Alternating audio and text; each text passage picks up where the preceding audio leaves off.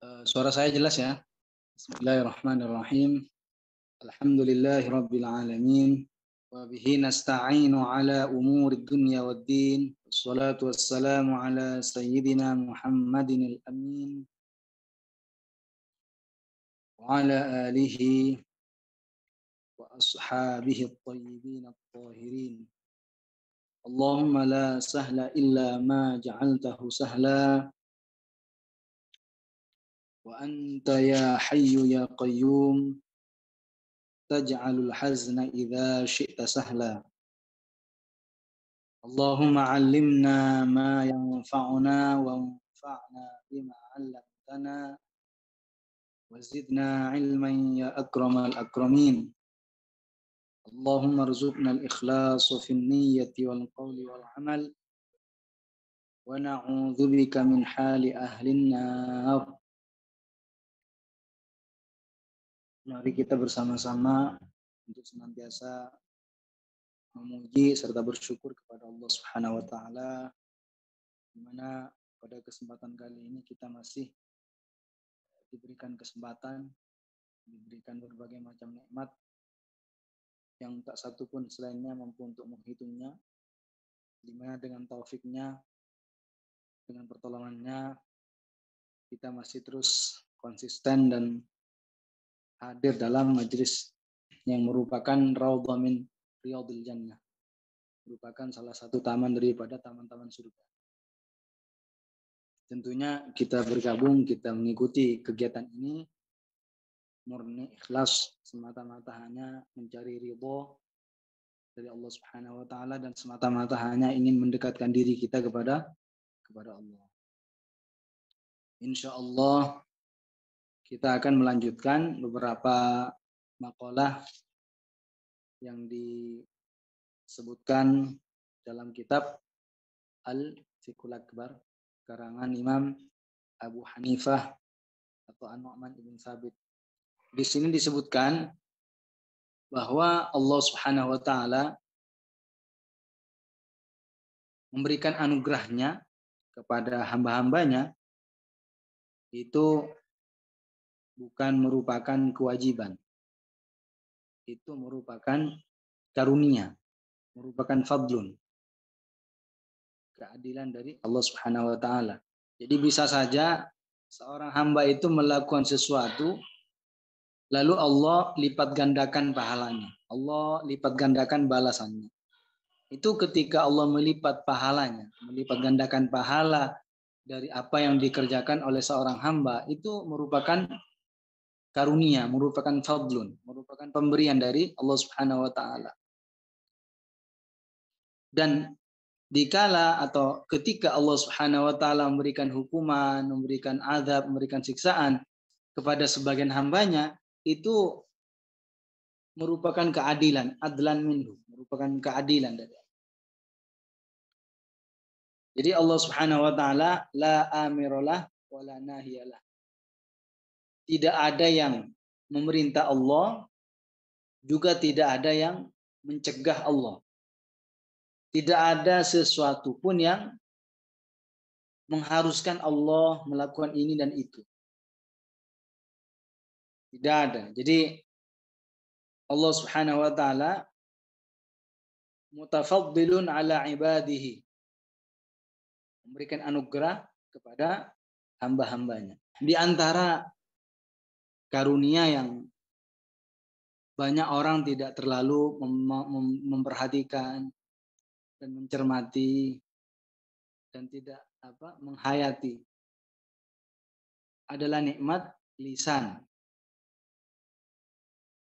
adalah nikmat lidah. Allah Subhanahu wa taala secara tegas menjelaskan dalam Al-Qur'an tentang nikmat lidah. Tentang nikmat lidah saat menyebutkan beberapa nikmat-nikmatnya kepada para hambanya. Apa kata Allah dalam Al-Qur'an tentang lidah? Alam naj'al lahu 'ainain. Bukankah kami telah berikan kepadanya dua buah mata, lidah dan dua buah bibir.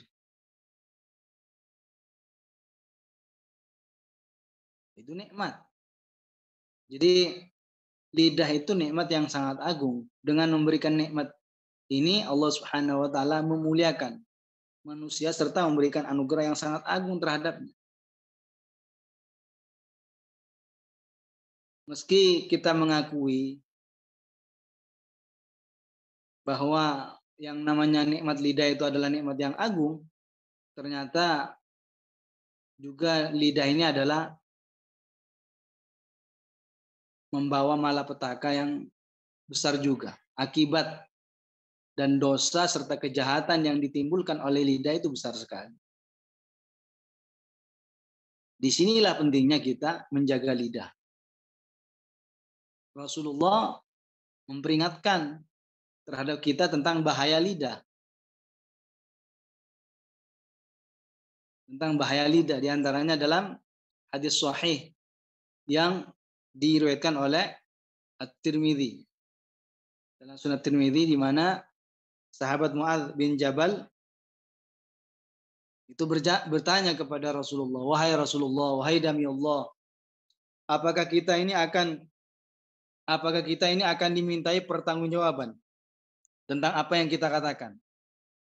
Apa kata Rasulullah? "Thaqilatka ummuka ya Muadz, wa hal yakubbun nasa fin nari ala wujuhihim aw ala manakhirihim illa hasaidu alsinatihim." Jadi kata Rasulullah, "Thaqilatka ummuka ya Muadz." Perhatikanlah wahai Muadz, adakah sesuatu yang paling sering menjurumuskan atau menjungkirkan seseorang ke dalam neraka kecuali hasil lidah-lidah mereka. Jadi kata Rasulullah, perhatikanlah wahai Muadz, adakah sesuatu yang paling sering menjurumuskan atau menjungkirkan seseorang ke dalam neraka kecuali karena hasil lidah-lidah mereka. Berarti lidah itu memang kecil bentuknya, tetapi bahayanya sungguh luar biasa. Orang yang mengutarakan sebuah kata-kata itu ibaratnya seperti orang yang melepas anak panah dari apa? Dari busurnya itu, melepas anak panah dari tempatnya itu. Adakah orang ketika melepas anak panah itu bisa ditarik lagi? Kan nggak bisa. Anak panah ketika dilepas itu kan nggak bisa dikembali lagi, nggak bisa ditarik lagi. Demikian juga ucapan, demikian juga perkataan. Ketika mengatakan sesuatu, melontarkan sesuatu, ya tidak bisa ditarik lagi. Disinilah pentingnya kita menjaga lidah untuk tidak mengucapkan kecuali setelah tahu apakah ucapan termasuk ucapan yang diperbolehkan atau tidak. Jadi lidah ini nikmat. Dengan memberikan nikmat lidah ini orang bisa komunikasi dengan sesama manusia. Dengan lidah berzikir, subhanallah, mengatakan berbicara dengan ucapan-ucapan yang baik, itu kan nikmat. Lidahnya sendiri sudah nikmat, keluar kata-kata yang baik, itu adalah nikmat dari Allah. Jadi harus dijaga. Jangan seperti orang mau melepas anak panah tapi salah bidikannya. Sebagian orang menganggap bahwa kata-kata yang diucapkan itu tidak melukai perasaan. Sebagian orang itu menganggap bahwa apa yang dikatakan itu ya tidak memberikan perasaan negatif bagi orang lain. Tapi ternyata bisa sampai terjadi gesekan begitu. Di sinilah pentingnya menjaga lidah, menjaga ucapan, menjaga perkataan. Karenanya Rasulullah memotivasi kita untuk berkata baik atau tidak bisa berkata baik, lebih baik diam. Rasulullah mengatakan, "Man kana yu'minu billahi wal yawmil akhir falyaqul khairan aw liyasmut." Barang siapa yang beriman kepada Allah, artinya sifat mukmin yang sempurna, dia selalu berkata yang baik. Kalau nggak bisa berkata baik, lebih baik diam. Lebih baik diam. Jadi Allah Subhanahu wa taala ketika memberikan nikmat lidah ini, itu fadlun minallah, merupakan anugerah, karunia. Sehingga kita harus mensyukuri. Kita harus mensyukuri. Bagaimana kita mensyukuri? Tidak kita gunakan lidah ini kecuali dalam hal yang Allah izinkan untuk kita ucapkan. Jadi apa-apa yang Allah berikan kepada hambanya, yang nikmat yang Allah berikan itu berupa sesuatu yang menyenangkan, merupakan nikmat, itu merupakan fadlun, merupakan anugerah. Dan jika Allah berikan sesuatu yang isinya itu bukan sesuatu yang menyenangkan, seperti siksaan, seperti hukuman, seperti musibah, seperti bala, seperti ujian, itu bukan suatu kezaliman, itu merupakan suatu keadilan dari Allah Subhanahu wa taala. Jadi dalam kitab Ibn Asakir itu apa?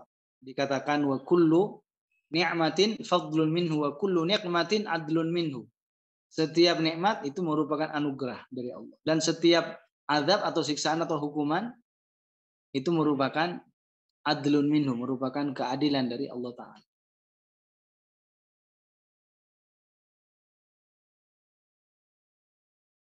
Jadi bisa saja Allah Subhanahu wa taala itu memberikan pahala berlipat-lipat. Berlipat-lipat dari apa yang dilakukan oleh seorang hamba. Itu bukan suatu kewajiban, bukan suatu keharusan, melainkan itu merupakan anugerah, pemberian dari Allah Subhanahu wa taala yang mana Allah sama sekali tidak mengharap apa-apa dari kita, dari hambanya tidak mengharap. Walaupun Allah berjuta-juta nikmatnya berikan kepada kita, kita bahkan tidak mampu untuk menghitungnya. Itu sama sekali Allah tidak mendapatkan manfaat. Karena Allah tidak butuh. Allah tidak butuh kepada kita, yang butuh kita kepada Allah. Jadi Allah Subhanahu wa taala ghaniyun an kulli ma siwa. Allah tidak butuh kepada segala sesuatu. Al-muftaqiru ilaihi kullu ma ada, sedangkan segala sesuatu selain Allah itu butuh kepada Allah. Sedangkan selain Allah itu sangat membutuhkan kepada Allah Subhanahu wa taala. Adapun Allah sama sekali tidak butuh.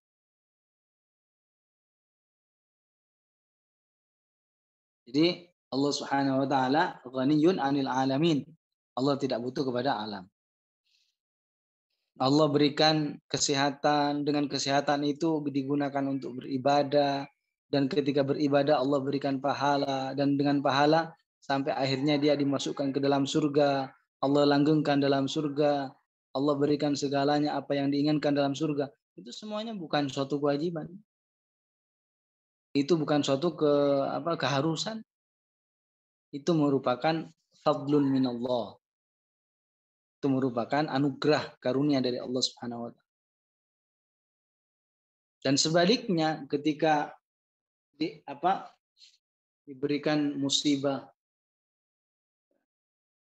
diberikan hukuman di dalam kubur atau di neraka, atau dipersulit urusan akhiratnya sampai masuk neraka misalkan, itu bukan suatu kezaliman. Bukan suatu kezaliman. Kenapa?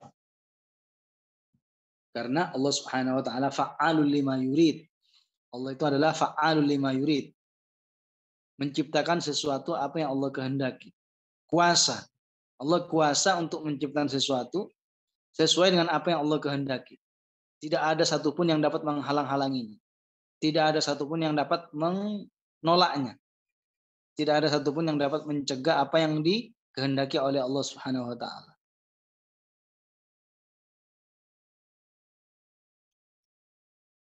Wa qad ya'fu fadlan minhu, dan bisa saja Allah Subhanahu wa taala itu memaafkan fadlan minhu, karena Karunia, Allah memberikan karunia kepadanya. Coba kita perhatikan. Coba kita merenungi tentang rahmat Allah Subhanahu wa taala. Agar kita itu tahu bahwa rahmat Allah itu sangat besar sekali. Apa maksud saya? Salat dalam sehari semalam sebanyak kita melakukan 5 kali. Zuhur, asar, maghrib, isya, subuh. Di mana salat yang dikerjakan secara sempurna tentunya itu merupakan kafarat, merupakan pelebur dosa. Pelebur dosa yang terjadi antara salat.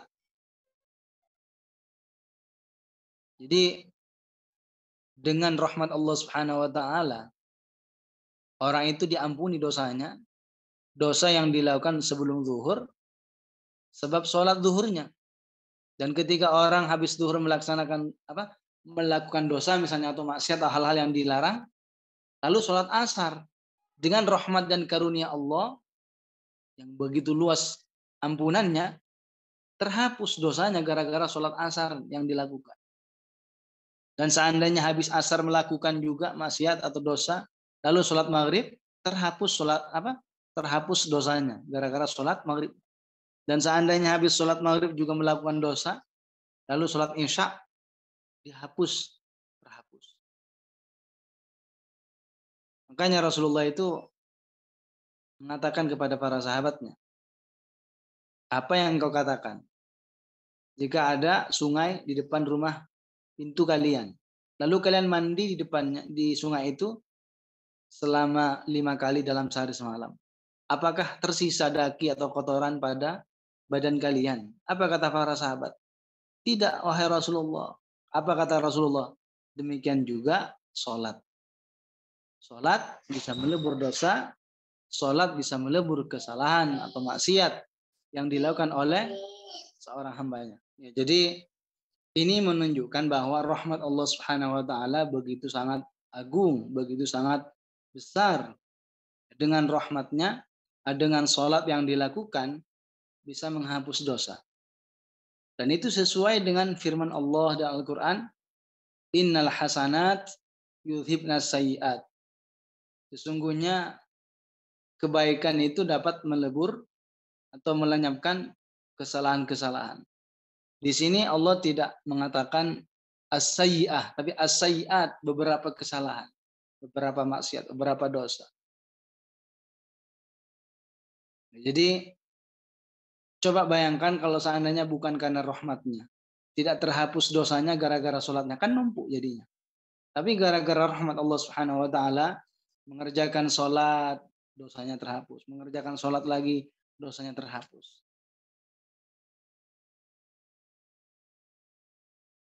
Makanya Rasulullah mengatakan dalam hadisnya, ittaqillaha haitsuma kunta. Ittaqillaha haitsuma kunta wa atbi'il hasanata wa atbi'i sayyi'atal hasanah. Wa atbi'i as-sayyi'ata al-hasanah. Bertakwalah kalian kepada Allah dimanapun kalian berada. Dan iringilah perbuatan salah itu dengan apa? Perbuatan baik. Artinya apa? Kalau kesalahan itu lalu diiringi dengan perbuatan baik, bisa terhapus, bisa lenyap dosanya itu.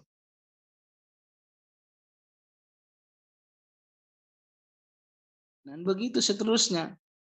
Salah, melakukan kebaikan, terhapus kesalahannya.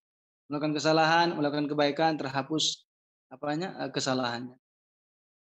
Itu kan nikmat. Artinya dari sisi lain, ketika orang itu dalam keadaan khilaf atau salah, ada penawarnya, gitu, terhapus. Bahkan dalam hadis Rasulullah mengatakan, man tawadda'a fa ahsana wudu'ahu kharajat dzunubuhu hatta takhruja min tahti adhafirihi. Jadi kata Rasulullah, barang siapa yang berwudu lalu mengindahkan wudunya, barang siapa yang berwudu lalu memperbagus wudunya, maka dosa-dosanya akan keluar. Maka dosa-dosanya akan hilang. Itu kan gara-gara wudunya kan? dosa yang timbul dari pandangan atau dari pandangan. Lalu apa? Wudhu ya ke bawah air, ngikut air. Dosa yang diakibatkan oleh tangannya ketika dia cuci tangan, ketika basuh tangan, dosa atau kesalahannya ke bawah air. Itu kan menunjukkan bahwa rahmat Allah itu begitu besar. Jadi kalau kita mencermati, kalau kita merenungi, akal kita nggak mampu untuk menjangkau betapa banyaknya nikmat pemberian yang Allah berikan kepada kita, kepada hamba. Dan itu semuanya Allah memberikan, sama sekali tidak mengambil manfaat. Sama sekali tidak mengambil manfaat. Tidak mendapatkan balasan apapun dari yang diberi. Nah, kemudian di sini Al-Imam Abu Hanifah juga mengatakan begini. Wa syafa'atul anbiya'i alaihimus salatu wassalam haqqun.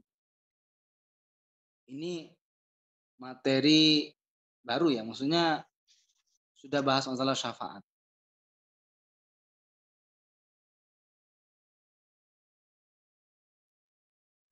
Jadi di sini tentang masalah bahas syafaat. Wa syafa'atul anbiya, syafaat para nabi alaihimus salatu wassalam haqqun, itu merupakan betul, itu merupakan benar, itu merupakan hak. Syafaat para nabi kepada umatnya itu merupakan sesuatu yang benar, sesuatu yang hak. Artinya apa?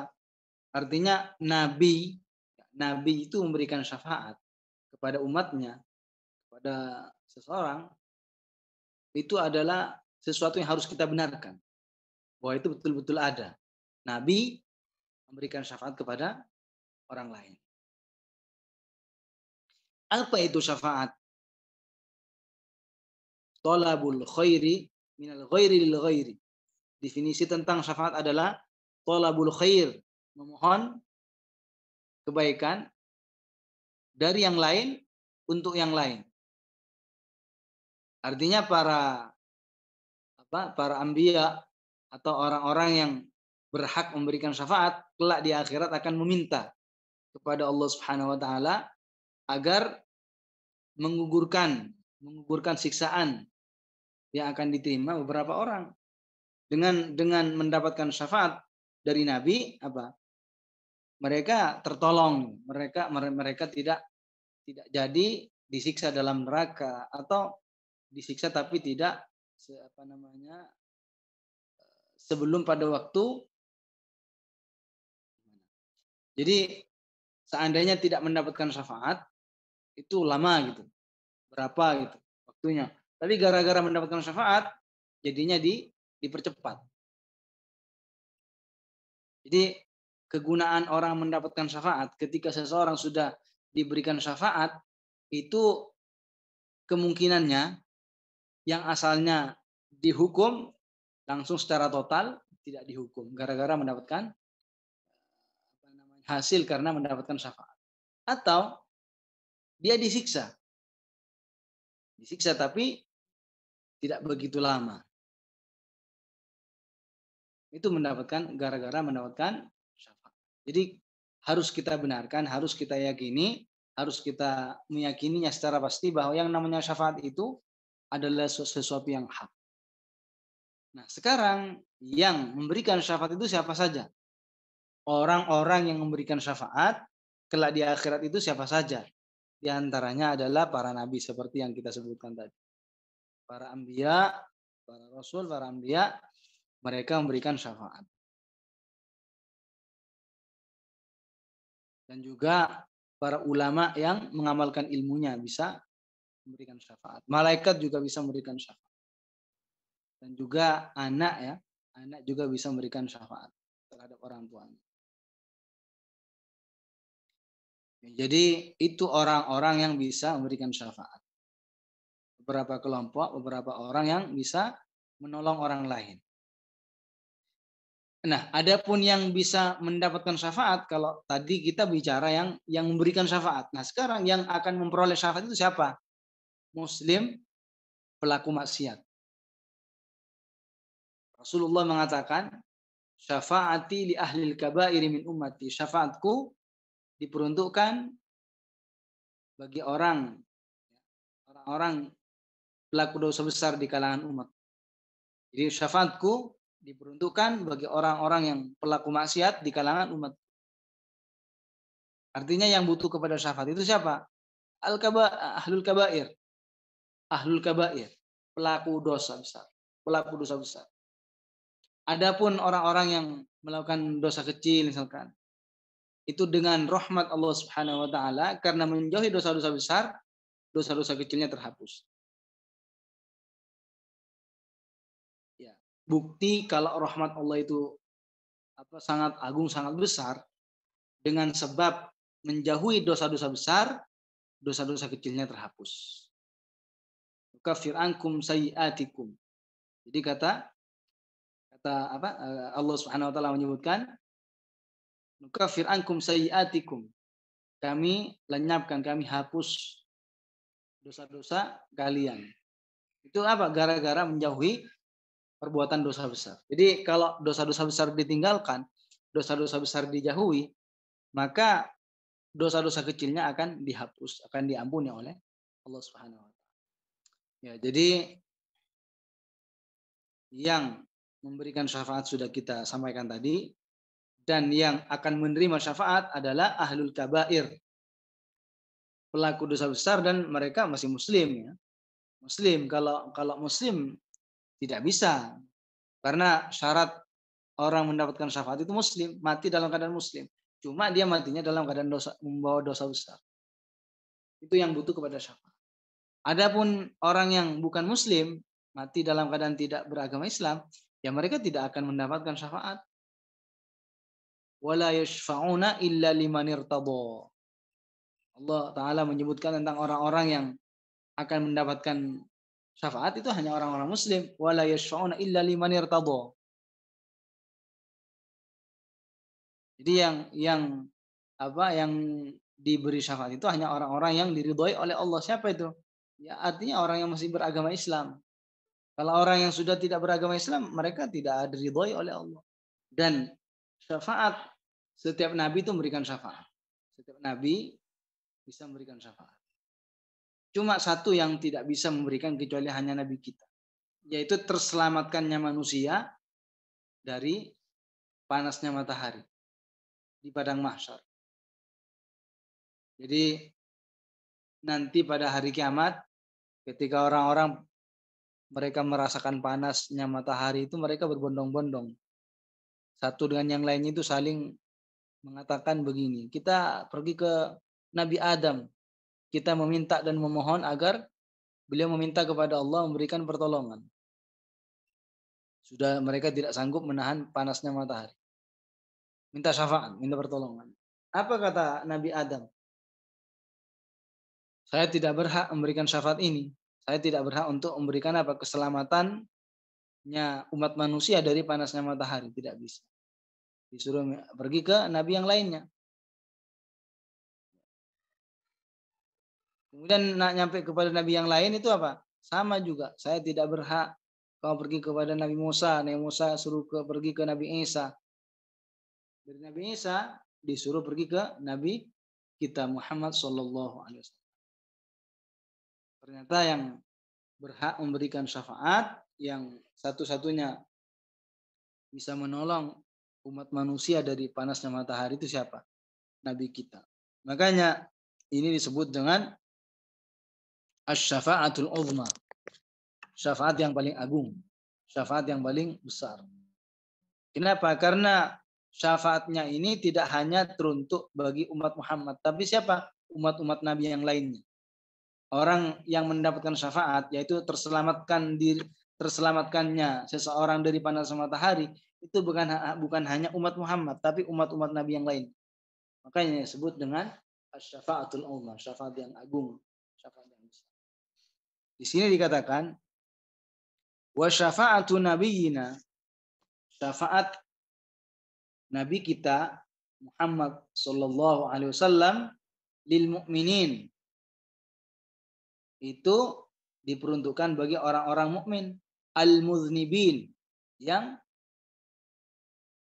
berdosa, artinya ya pelaku dosa.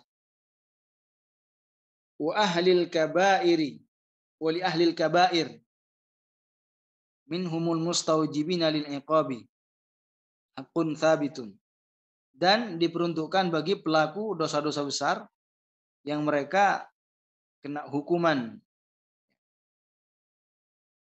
yang pasti kena hukuman, tapi gara-gara mendapatkan syafaat mereka bisa diringankan. Artinya diringankan apa ya? Ya dikurangi lah, dikurangi gitu. Yang seandainya tidak diberikan syafaat bisa lama, tapi gara-gara mendapatkan syafaat akhirnya dikurangi. Jadi asy-syafaatul uzma, jadi syafaat yang agung, syafaat yang besar itu hanya dimiliki oleh Nabi kita. Itu namanya syafaatul uzma. Jadi Nabi Muhammad itu subhanallah.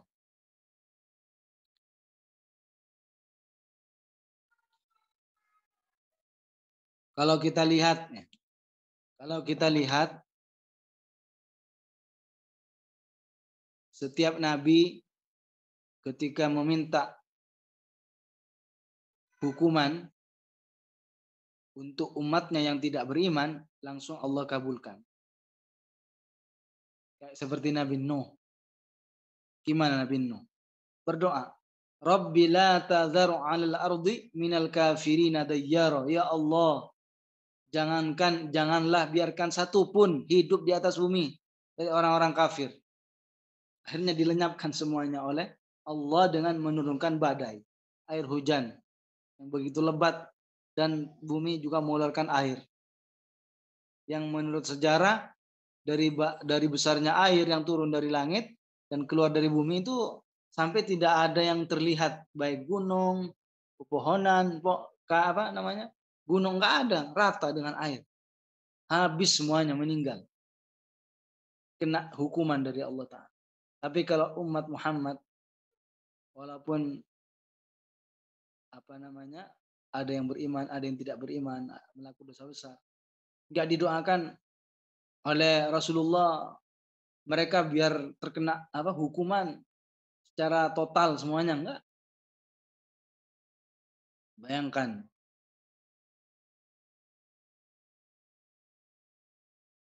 Jadi Rasulullah itu memberikan syafaat kepada umatnya. Rasulullah memberikan syafaatnya kepada orang-orang mukmin yang pelaku dosa. Ini keistimewaan umat Muhammad.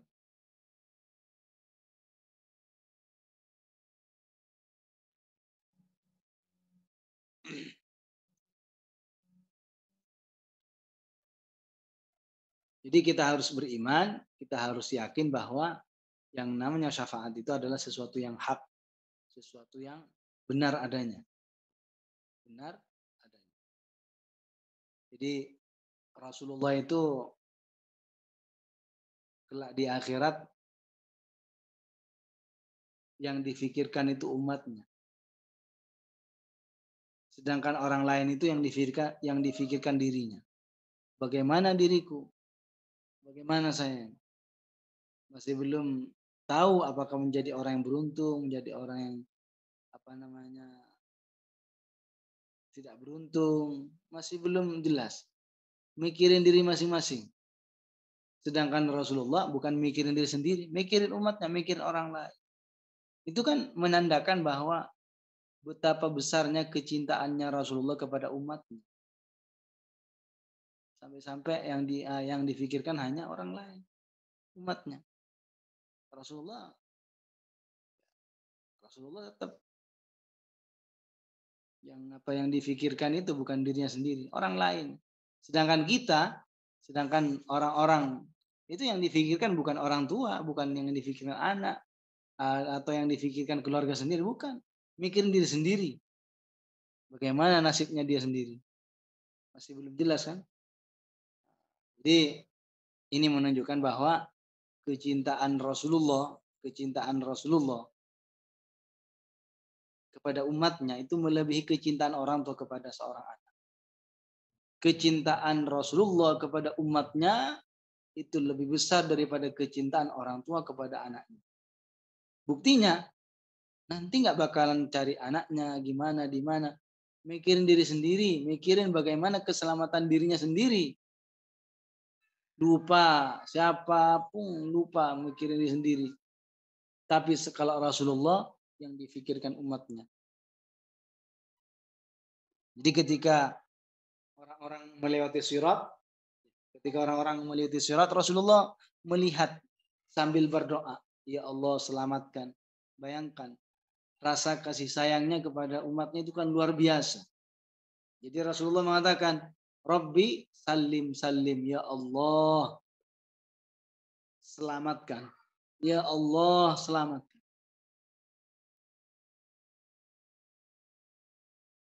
Itu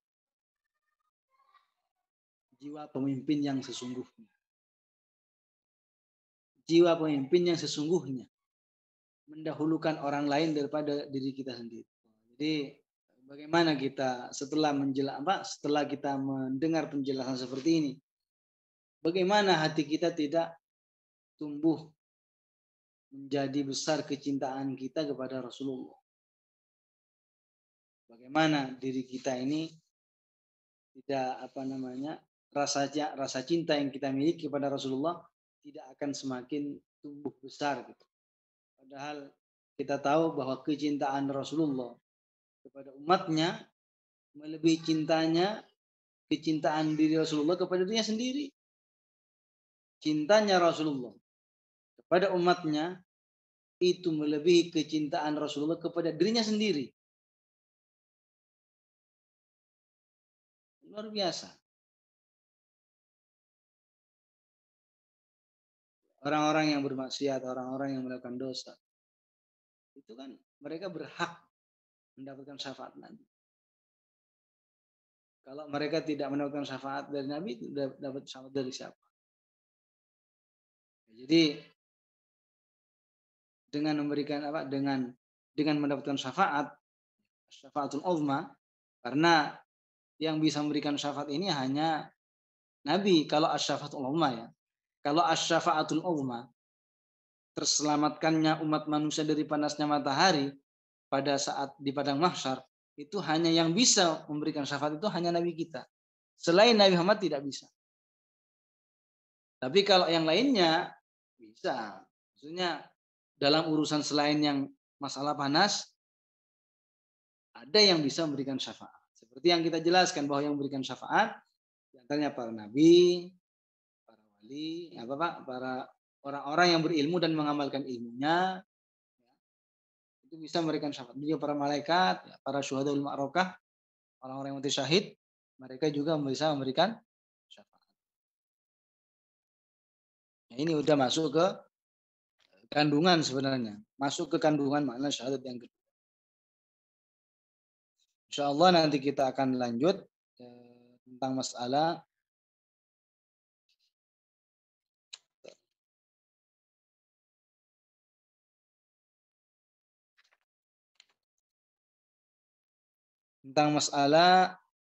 mizan, ya, tentang masalah mizan, timbangan amal perbuatan baik atau yang buruk ditimbang.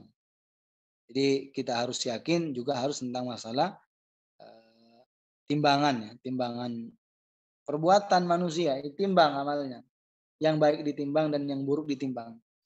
Ini kita akan bahas insya Allah di kesempatan berikut. Baik, mungkin ada yang kurang jelas mau ditanyakan, silakan sebelum saya tutup. Baik, kalau nggak ada pertanyaan, kita tutup ya dengan tahlil, sholawat dan istighfar. La ilaha illallah, Allahumma sholli ala sayyidina Muhammad wa ala alihi wa sahbihi wa sallim. Rabbi ufirli wa li walidayya wa lil mu'minina wal mu'minat. Assalamualaikum warahmatullahi wabarakatuh.